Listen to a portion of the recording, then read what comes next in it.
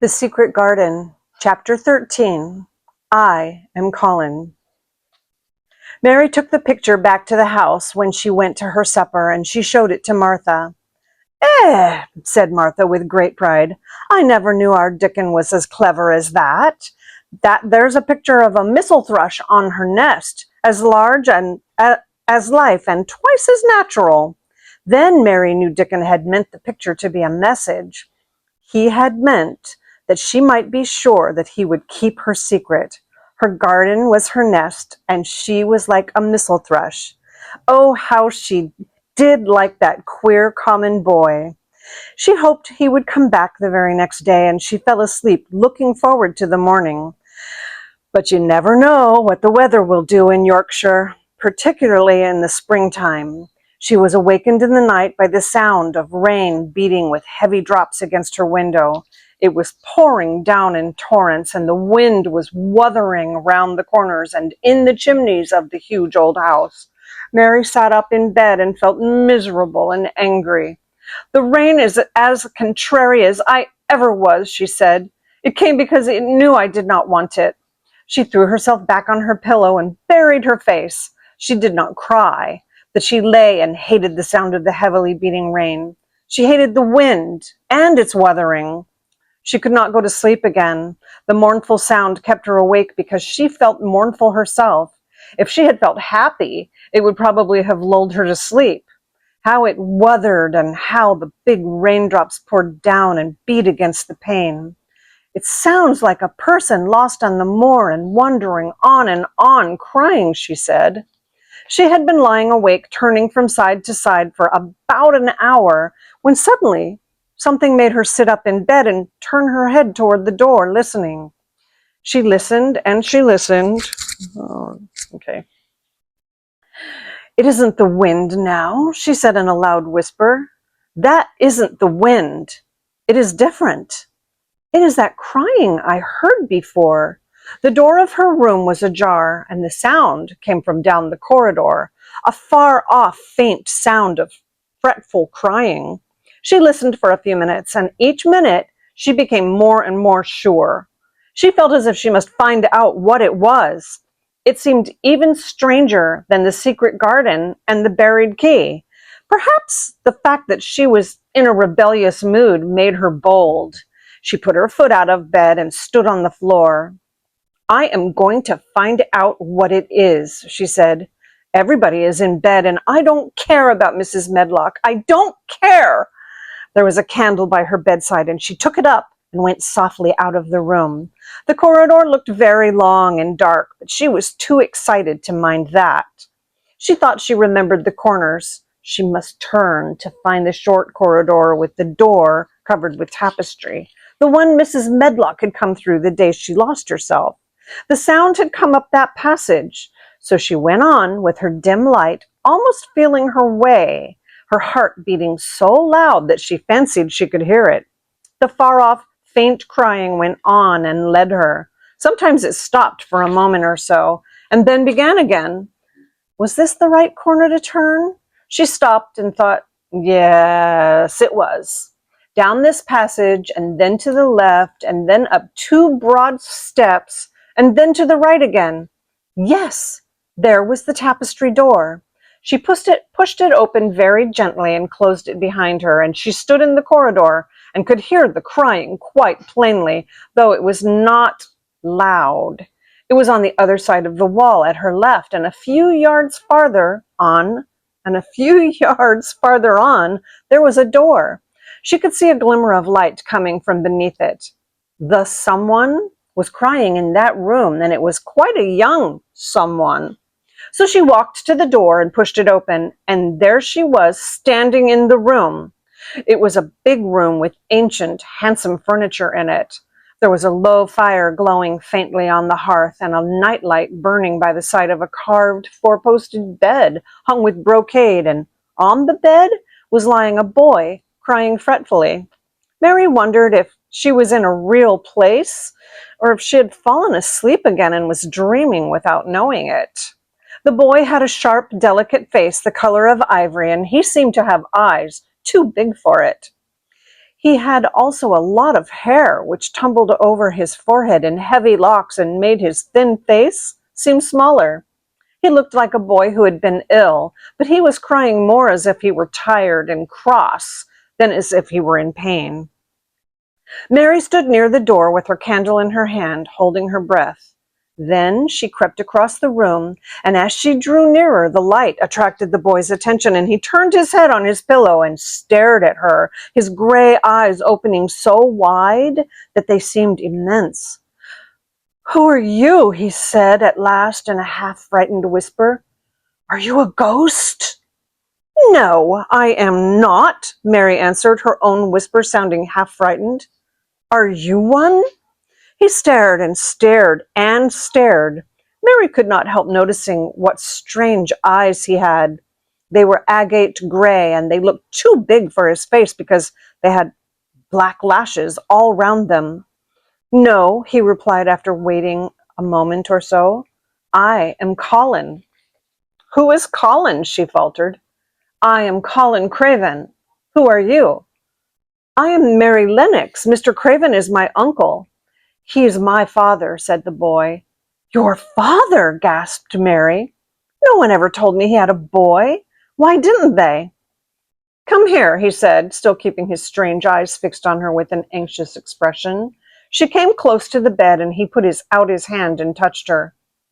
"You are real, aren't you?" he said. "I have such real dreams very often. You might be one of them." Mary had slipped on a woolen wrapper before she left her room, and she put a piece of it between his fingers. "Rub that and see how thick and warm it is," she said. "I will pinch you a little if you like to show you how real I am. For a minute, I thought you might be a dream too." "Where did you come from?" he asked. "From my own room. The wind wuthered, so I couldn't go to sleep, and I heard someone crying and wanted to find out who it was." "What were you crying for?" "Because I couldn't go to sleep either, and my head ached." "Tell me your name again." "Mary Lennox." "Did no one ever tell you that I came to live here?" He was still fingering the fold of her wrapper, but he began to look a little more as if he believed in her reality. "No," he answered, "they daren't." "Why?" asked Mary. "Because I should have been afraid. You would see me. I won't let people see me and talk me over." "Why?" Aunt Mary asked again, feeling more mystified every minute. "Because I'm like this always, ill and having to lie down. My father won't let people talk me over either. The servants are not allowed to speak about me. If I live, I may be a hunchback, but I shan't live. My father hates to think that I may be like him." "Oh, what a queer house this is," Mary said. "What a queer house. Everything is kind of secret. Rooms are locked up and gardens are locked up. And you, have you been locked up?" "No, I stay in this room because I don't want to be moved out of it. It tires me too much." "Does your father come and see you?" Mary ventured. "Sometimes. Generally when I'm asleep. He doesn't want to see me." "Why?" Mary could not help asking again. A sort of angry shadow passed over the boy's face. "My mother died when I was born, and it makes him wretched to look at me. He thinks I don't know, but I've heard people talking. He almost hates me." "He hates the garden because she died," said Mary, half speaking to herself. "What garden?" the boy asked. "Oh, just a garden she used to like," Mary stammered. "Have you been here always?" "Nearly always. Sometimes I have been taken to places at the seaside, but I won't stay because people stare at me. I used to wear an iron thing to keep my back straight, but a grand doctor came from London to see me and said it was stupid. He told them to take it off and keep me out in the fresh air. I hate fresh air, and I don't want to go out." "I didn't when I first came here," said Mary. "Why do you keep looking at me like that?" "Because of the dreams that are so real," he answered rather fretfully. "Sometimes when I open my eyes, I don't believe I'm awake." "We're both awake," said Mary. She glanced round the room with its high ceiling and shadowy corners and dim firelight. "It looks quite like a dream, and it's the middle of the night, and everybody in the house is asleep. Everybody but us. We're wide awake." "I don't want it to be a dream," said the boy restlessly. Mary thought of something all at once. If you don't like people to see you, she began, do you want me to go away? He still held the fold of her wrapper and gave it a little pull. No, he said. I should be sure you were a dream if you went. If you are real, sit down on that big footstool and talk. I want to hear about you. Mary put down her candle on the table and near the bed and sat down on the cushioned stool. She did not want to go away at all. She wanted to stay in the mysterious, hidden away room and talk to the mysterious boy. What do you want me to tell you? She said. He wanted to know how long she had been at Misselthwaite, and he wanted to know which corridor her room was on. He wanted to know what she'd been doing, if she disliked the moor as he disliked it, where she had lived before she came to Yorkshire. She answered all these questions and many more, and he lay back on his pillow and listened. He made her tell him a great deal about India and about her voyage across the ocean. She found out that because he had been an invalid, he had not learned things as other children had. One of his nurses had taught him to read when he was quite little, and he was always reading and looking at pictures in splendid books. Though his father rarely saw him when he was awake, he was given all sorts of wonderful things to amuse himself with. He never seemed to have been amused, however. He could have anything he asked for and was never made to do anything he did not like to do. Everyone is obliged to do what pleases me, he said indifferently. It makes me ill to be angry. No one believes I shall live to grow up. He said it as if he was accustomed to the idea and that it had ceased to matter to him at all. He seemed to like the sound of Mary's voice. As she went on talking, he listened in a drowsy, interested way. Once or twice she wondered as if he were not gradually falling into a doze. But at last he asked a question which opened up a new subject. How old are you? He asked. I am 10, answered Mary, forgetting herself for the moment. And so are you. How do you know that? He demanded in a surprised voice. Because when you were born, the garden door was locked and the key was buried, and it has been locked for 10 years. Colin half sat up, turning toward her, leaning on his elbows. What garden door was locked? Who did it? Where was the key buried? He exclaimed, as if he were suddenly very much interested. It was the garden Mr. Craven hates, said Mary nervously. He locked the door. No one knew where he buried the key. What sort of garden is it? Colin persisted eagerly. No one has been allowed to go into it for 10 years, was Mary's careful answer. But it was too late to be careful. He was too much like herself. He, too, had had nothing to think about, and the idea of a hidden garden attracted him, as it had attracted her. He asked question after question. Where was it? Had she never looked for the door? Had she never asked the gardeners? They won't talk about it, said Mary. I think they've been told not to answer questions. I would make them, said Colin. Could you? Mary faltered, beginning to feel frightened. If he could make people answer questions, who knew what might happen? Everyone is obliged to please me. I told you that, he said. If I were to live, this place would sometime belong to me. They all know that. I would make them tell me. Mary had not known that she herself had been spoiled, but she could see quite plainly that this mysterious boy had been. He thought that the whole world belonged to him. How peculiar he was, and how coolly he spoke of not living. Do you think you won't live? She asked, partly because she was curious and partly in hope of making him forget the garden. I don't suppose I shall, he answered as indifferently as he had spoken before. Ever since I remember anything, I have heard people say I shan't. At first they thought I was too little to understand, and now they think I don't hear, but I do. My doctor is my father's cousin.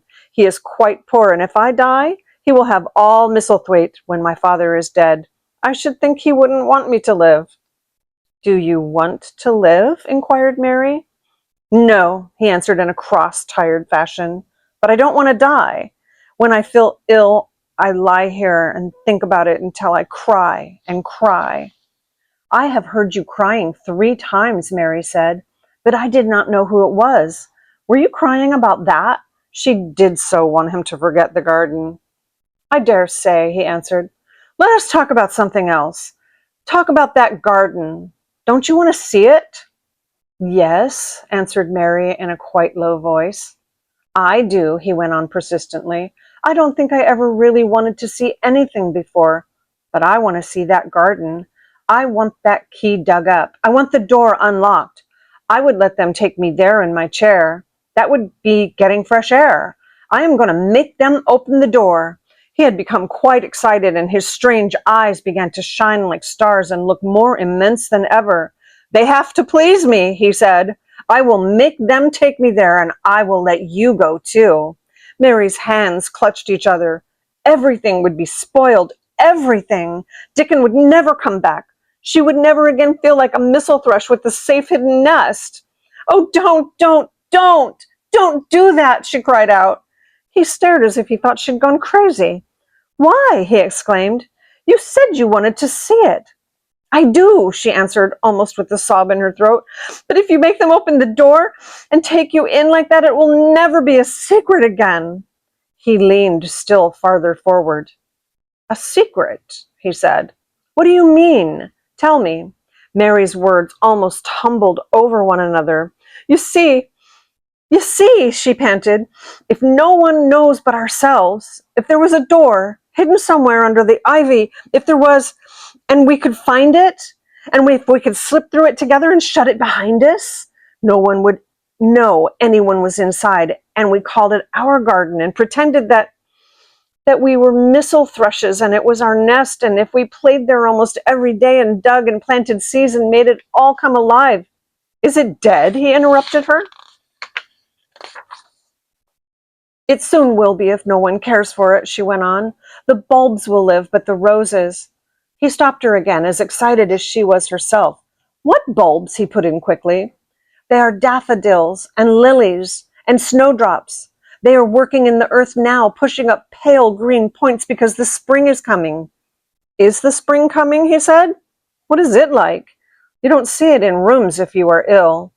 It is the sun shining on the rain and the rain falling on the sunshine and things pushing up and working under the earth, said Mary.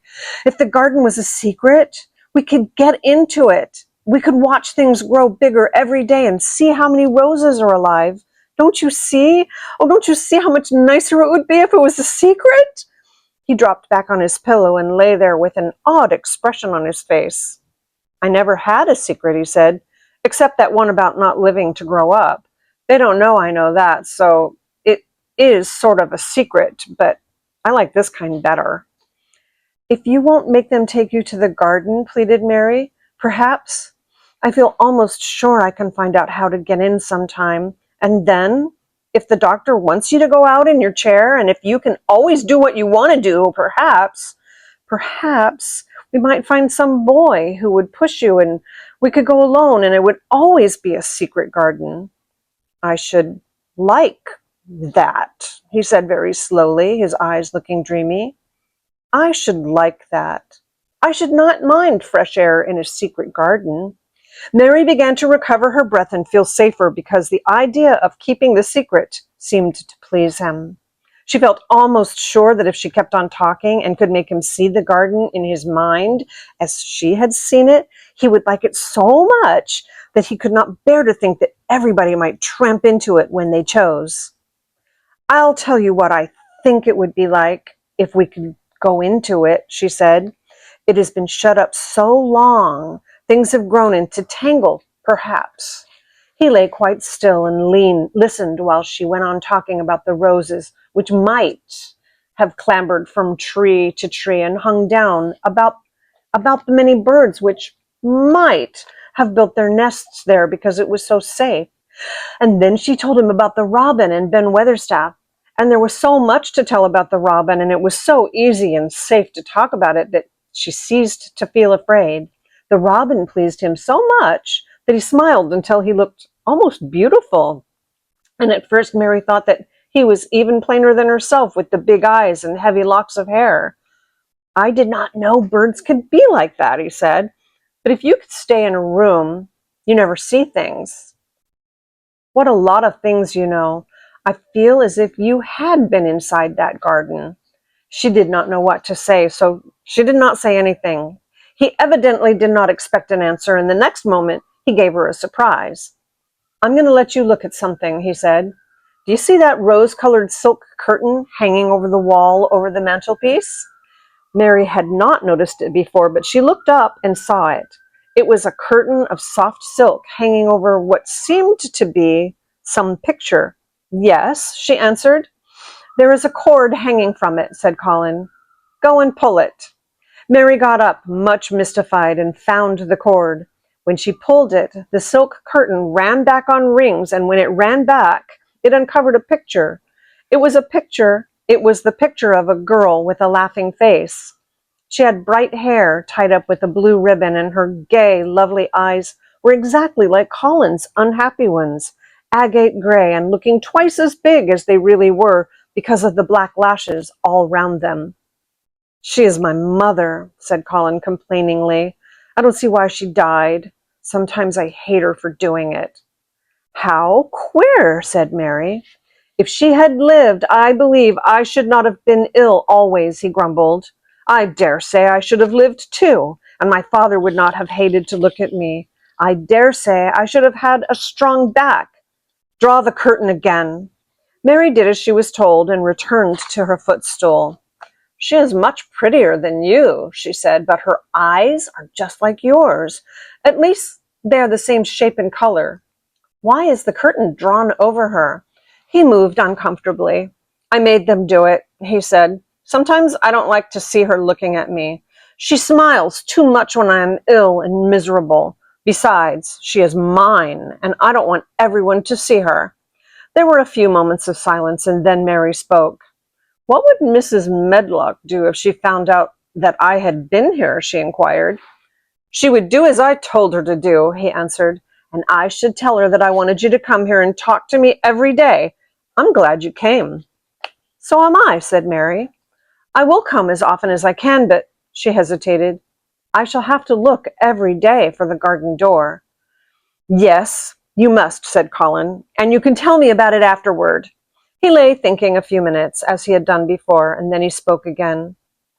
"I think you shall be a secret too," he said. "I will not tell them until they find out. I can always send the nurse out of the room and say that I want to be by myself. Do you know Martha?" "Yes, I know her very well," said Mary. "She waits on me." He nodded his head toward the outer corridor. "She is the one who is asleep in the other room. The nurse went away yesterday to stay all night with her sister, and she always makes Martha attend to me when she wants to go out. Martha shall tell you when to come here." Then Mary understood Martha's troubled look when she had asked questions about the crying. "Martha knew about you all the time?" she said. "Yes, she often attends to me. The nurse likes to get away from me, and then Martha comes." "I have been here a long time," said Mary. "Shall I go away now? Your eyes look sleepy." "I wish I could go to sleep before you leave me," he said rather shyly. "Shut your eyes," said Mary, drawing her footstool closer, "and I will do what my ayah used to do in India. I will pat your head and stroke it and sing something quite low." "I should like that, perhaps," he said drowsily. Somehow she was sorry for him and did not want him to lie awake, so she leaned against the bed and began to stroke and pat his hand and sing a very low little chanting song in Hindustani. "That is nice," he said more drowsily still, and she went on chanting and stroking, but when she looked at him again, his black lashes were lying close against his cheeks, and for his eyes were shut and he was fast asleep. So she got up softly, took her candle, and crept away without making a sound.